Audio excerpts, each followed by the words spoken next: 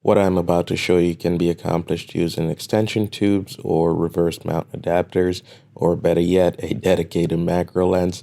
But this is aimed at, those who are starting out in macro photography and perhaps don't have any of those items. So here we are. Let's get started. All right, so you're going to need a 50mm lens, ideally one that has a manual control ring for the aperture. As you can see here, so we can control the f-stop when it's on the camera. And you'll need another 50mm lens, one with a wide aperture like f1.4 or 1.8. And what I'm showing here is a 24mm lens. The wider the lens, the better the magnification. But this one doesn't have a manual control ring for the aperture. So I'm gonna put it on the camera, set the aperture at like f9 or so, and then I'll just press the depth of field preview button. You can see it's adjusting the aperture there. And then I'll just press and hold it down and remove the lens at the same time. It requires a little bit of finger gymnastic to pull this off, but you'll get it eventually. Do this at your own risk. I've done it 1,000 times and it hasn't damaged my camera or the lens. Okay, so next I'm just going to reverse the lens onto the 50mm lens and just tape it on. It looks a little janky, but it gets the job done.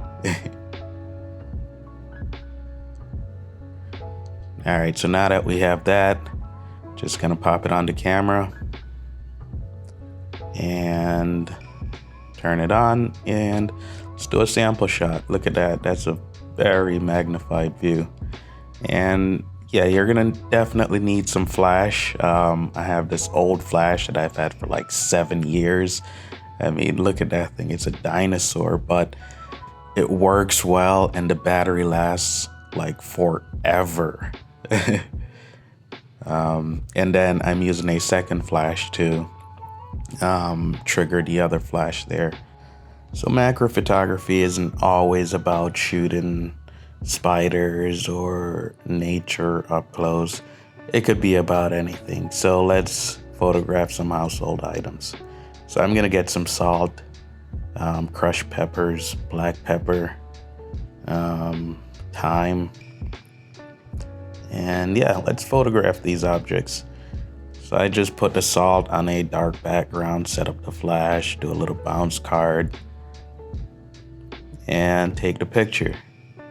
And look at that, that's an amazing result right there. So, I'm shooting these everyday objects at a macro scale, creates these unique images that may not be as common on the stock photography website as everything else. All right, so here I go with the black pepper. I just put it on a white piece of paper, set up the bounce card again and the flash, and photograph some pictures. And yeah, I don't think you've ever seen black pepper at this magnification. It doesn't even look like black pepper anymore. It's weird, actually. Yeah, look at that. So of course I had to do salt and pepper, right? It's a good combination. Yeah, and I thought these turned out pretty good.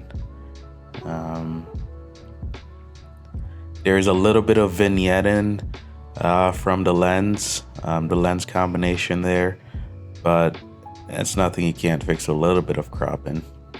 So then I decided to photograph some drywall screws, and they look pretty good. It creates a very abstract type image. It looks like auger.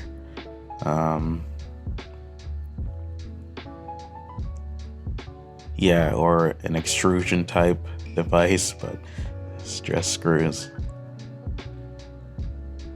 You can see all the little intricacies of the screws. Photographing some capsule pills up close. So I just opened it up and revealed the little pill things inside. So I'm gonna switch the lens because the 24mm lens was giving me too much of a magnification, so I couldn't get enough of the item, the object in the picture. So I'm switching to the 50mm lens now, which will give me a less magnification ratio. Yeah, and you want to clean your lens, always clean your lens, especially when you're firing your flash so close to the lens, because you can get flare. Any little dust or fingerprint will cause flare and will, decrease the contrast in your image and make it all washed out. When you're taping the lens, you want to make sure you really align the optical centers. Otherwise, if it's slightly off, then you can get some distortion and prismatic effects in your images, which you don't want. So macro photography is a great way to get loads of textures and background type images. So take the opportunity to, walk around your house, photograph everything that you can at these macro scales. It's amazing the photos that you can get when you just, take a bit of time to compose the image right and ensure that you have proper lighting. Look at some of these images that I'm putting up now. These are all taken around my house. Yeah. And, like I said before, you'll get photos that are, not as common on the stock photography website, because macro photography in itself is a very small community. Not everyone cares to look at the world in such details, but those who do notice the photos do find that they're beautiful images. So yeah, seize the opportunity, take a lot of photos. The stock site will definitely accept them. People are always in need of backgrounds. So yeah, it's a good way to increase your portfolio size and make more money. So once I'm done photographing my macro subjects, I will load the photos into Lightroom and start the editing process. Mostly this involves, getting rid of any sensor dust or any extraneous things that don't belong in the photos, and then increase in saturation or decrease in saturation based on the look that I want, up in contrast and up in the texture and clarity and sharpness, just to make the photo pop and look good overall. A lot of times I'm increasing saturation and increasing texture and all of that, primarily for photos that are texture based, just so they really stand out. You don't want to go overboard, of course, because your image will get rejected for over processing. And once I'm done with the editing process, I will then keyword and title the photos in Lightroom such that I can come back at any time and export the photos and the metadata will be intact.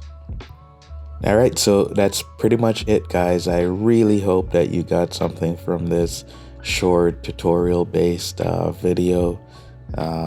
If you got anything from this video, please subscribe to the channel for more content like this. Like this video, ring that notification bell, and until next time, have a good one.